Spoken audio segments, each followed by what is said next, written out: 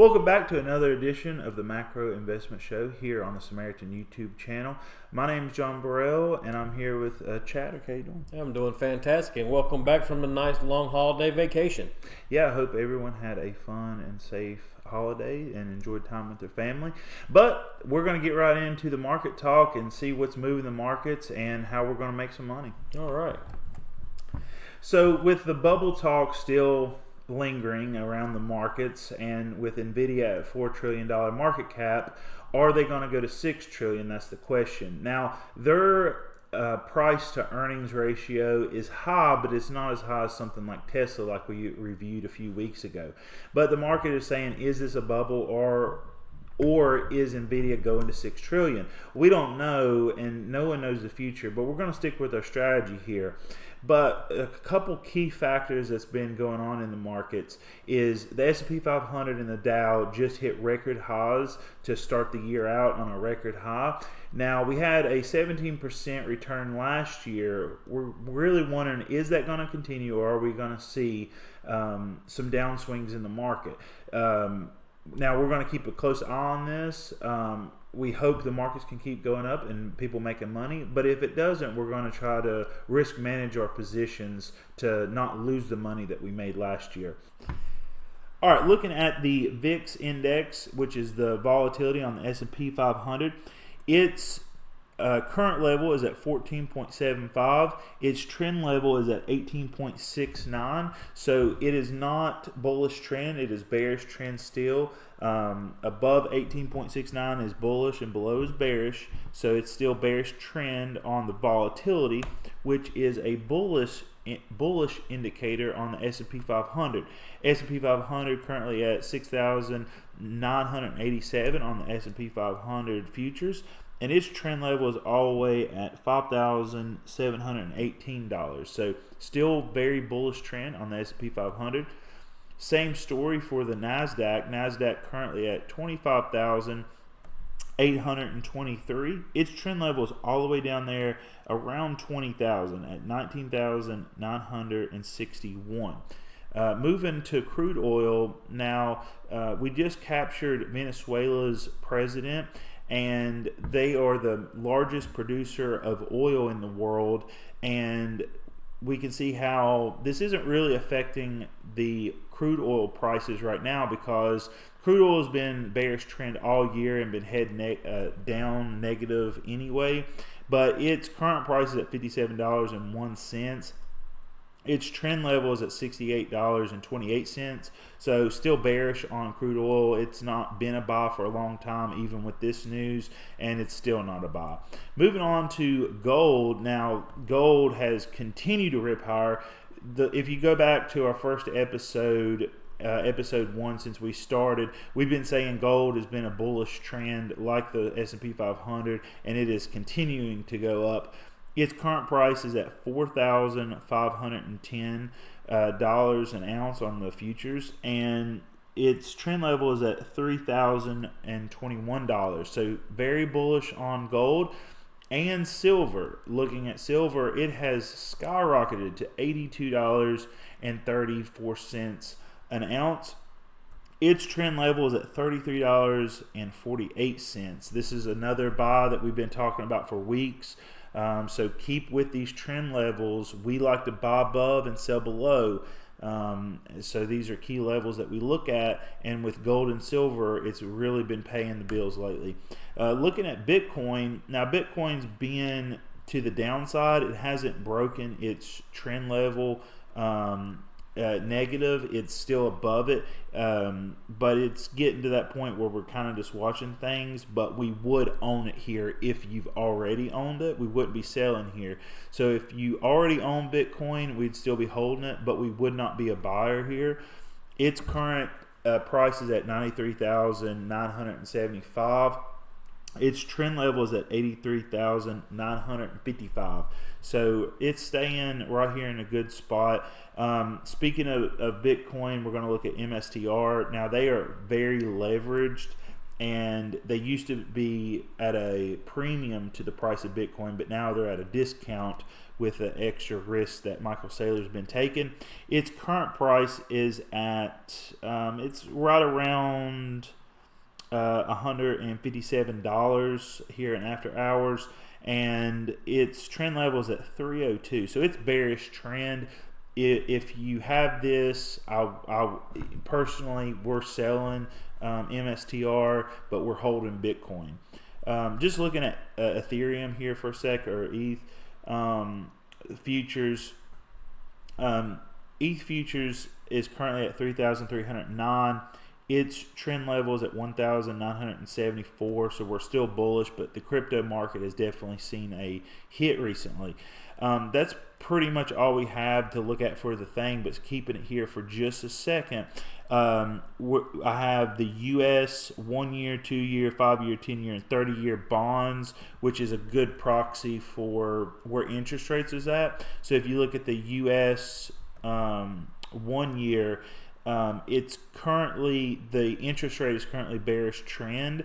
If you get interest on your money in the bank in a savings account, it's going to be really close to this number at about 3.5% is what you're looking at for short-term rates, whether that be savings or 1 year CDs. 2 year is right around the same at about 3.46%. 5 year is at 3.7%. 10-year bonds is at 4.16%, and the 30 years at 4.8% for your interest rates. So that's all we have for the interest rates right now, and we're going to go into our strategy and look at how it's performing. Now, we just started this with at the end of last year, so we've only been into it since November, but the strategy is right now at break even. It's right on pace with the S&P 500 performance. We're right around the same mark as the S&P 500, but if those evaluations stretch going into the rest of this year and we do see some kind of correction, that's where you're going to see the big difference between our strategy and just buying the S&P 500 or holding any asset. Is in the drawdown is where you're going to see the big difference. So we're right there with the S&P 500. So performance has been great the last few weeks as it's came back to its November levels. So everything's looking good here on the strategy front, and we're going to go to our educational corner here. Now, what we're going to talk about is, we talked about liquidity before, and now we're going to find out how we can spot if something has a lot of liquidity or not much liquidity. One of the ways to do that is to look at the bids and the offers. So the bids is what someone's willing to pay for something, and the offers, or the ask, is what someone's willing to sell it for, what they're asking for this stock in this example. So you have the bids and you have the asks, and the spread difference between that, the bid-ask spread, is the difference of like I said, what someone's trying to sell something for, what someone's trying to buy something for, and the narrow that range, the more narrow that range is, the more liquidity. So liquidity makes the price you can buy and sell at a lot smaller. So what's so important about liquidity is you want to be able to realize your trades, or if you're trying to buy something and sell it for a profit, you want to be able to realize that. So if the bids and the asks are very far apart, then it's hard to find a buyer to sell at the price that you may be bought it for. So if you buy something for $5, you don't want to wait forever for someone to come around for you to sell it to them for $6. Because they might be the bid-ask spread might be so wide that they might be willing to buy it at $3, but that spread's too wide to realize your gain. So when trading, if you're trading on a higher frequency, you want the liquidity to be very high. So you want the bid-ask spread to be very narrow, so you're not giving up money in trying to transact or get in and out of that market. So when you trade shorter term, which is not like you're buying and holding for decades, but you're risk managing your positions, you want to have that to be very narrow. And so when you go to buy something in the markets, you can use market orders or you can use limit orders. Now, if you use limit orders, you are only going to get filled at that particular price that you want to get filled at. But if you use market orders, you can get in and out faster. So let's say you have a specific strategy, and not that you would do this, but just for example, if you say you want to buy at whatever price is available at noon, in your strategy, you backtest this, you have statistical evidence that this works, you want to know that, or you want to buy it at 12 noon. Well, if you wait to 12:05, it may wait too long for your strategy, won't work, just for example.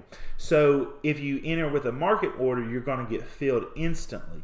But if the bid-ask spread is really wide, you're going to get filled at an unfavorable price. So when you go to sell, you're going to be selling at an unfavorable price at the cost of getting in and out quickly. So if you're dealing in very liquid markets, you can get in and out of that market exactly when you want to without having to wait for your price. Now, if you're in an illiquid market, you might want to use a limit order, but you're not going to get filled as fast. So if you want to get in and out, look for a narrow spread. If you're trying to just buy something, hold it for a long time, you could use a limit order. But we like to stick with what's liquid in the markets. So I hope that kind of gives you something that you can really take away, that you can look at for, is this market liquid or is it not liquid? So just something really, really easy to look at when you're looking at your broker for stocks to see if it's something that you want to buy based on your strategy. And with the market overview, the looking at the charts, our trend levels, our strategy, our educational corner, usually Chadwick, he lines us up with a good joke of the episode. So what do you got for us this week? Well, why don't we ask the feds for a joke, because they're the ones always pausing for effect. They are pausing for effect. They we always wait for their decision on their rate decision of, are they going to cut rates, or are they going to increase rates? Right. And as you've seen in the charts, the rates are bearish trend, so we're looking for rates to come down. If they do, it'd be a great time to refinance if you got in at the higher levels. So that's something people can look forward to. Absolutely. And with that, I think that's our episode. We appreciate everyone watching. Absolutely. And if there's anything that you want to catch separately from the video, we're going to be doing some shorts. So if you just want a certain segment of the episode, or you're just looking for a specific stock that you're wanting information on, we're going to have short videos. Okay. So if you don't have time to listen to or watch the whole video, you can get it in the short form. That's a great idea. And with that, I've been John. All right, I'm Chadwick. And we'll see you next week. All right, stick with it.